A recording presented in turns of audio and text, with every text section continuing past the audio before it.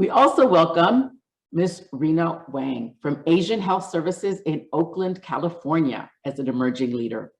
In her role as a program manager at Asian Health Services, Rena has been on the forefront of ensuring care for the region's Asian American population during COVID, many of whom had gone underground due to the fear of the anti-Asian hate.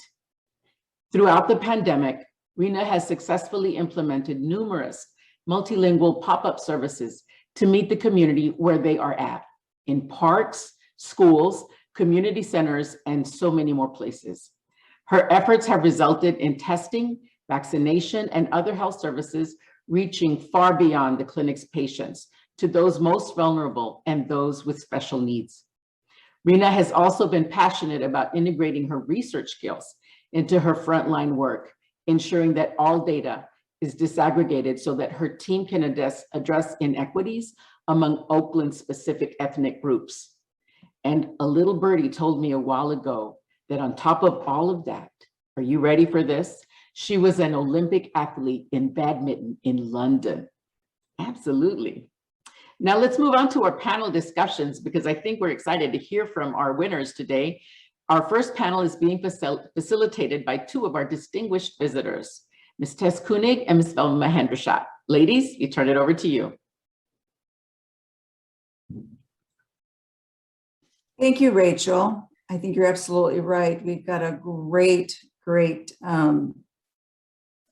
emerging leader awardees. So we welcome to the first panel, Tess and I, who will be co-sharing this panel, extend our congratulations as well to each of you. Given our limited time together, we would like to have a conversation with a couple of questions for you. So question number one, this is not a test. This is a dialogue and a conversation. So we're excited to hear your responses here. You have received this prestigious award in recognition for leadership. Thinking back to the person you were when you were 18, how has the health center experience changed you? Why don't we start with Dr. Giordano Perez? Great. Well, at 18, I think I had just been accepted to medical school and I had absolutely no idea what kind of medicine I wanted to practice. But what I did know is that it was really important to me to have a positive impact on the lives of other people like myself who'd really grown up disenfranchised and in poverty. I was fortunate enough to train in a federally qualified health center while in residency. And it was there I learned how to really, respond in real time to the needs of my patients. That's where I learned how to care for people with HIV and hepatitis C and substance use disorders. And learned really early on that working in community health centers is really the gold standard of care. And this was really a place where we could work towards providing this affordable, comprehensive, but most importantly, affirming healthcare for people of all backgrounds and all identities, regardless of their ability to pay. And so I think it's inspired me to be a better doctor. This is the work that feeds my soul. And as a primary care doc, it's what gives me purpose every single day. Great, thank you. Troy, what about you? How have you changed since you were 18 with this health center experience? Sure. So personally, for me, I've become much more mission driven, and working at a health center is challenging. We all know this, and you have to have a lot of passion to do this type of work and to do it well. So for me, it's just really helped me to develop a sense of identity and purpose and really find my career why. Great, thank you for that. Rena, how about you? Got an extraordinary background. How has the health center experience changed you since you were 18? Thanks, Velma. Yeah, at 18, I was a bright-eyed college student, ready to change the world, had really idealistic views of how straightforward and simple creating large-scale positive change would be. Of course, over time, I realized the complexity of issues, the larger politics and systems at play, and how change just takes time and small sustained progress.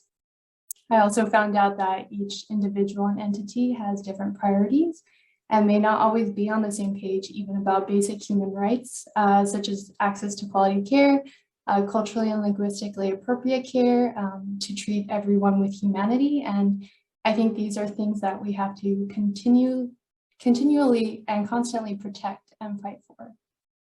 And to be honest, at 18, I wasn't sure if I could be a leader, but Asian Health Services has ingrained in me that anyone can, and everyone has strengths and experiences to offer, especially those that arise from the communities we serve. So I feel so fortunate to work here, that because of their principle that service and advocacy goes hand in hand.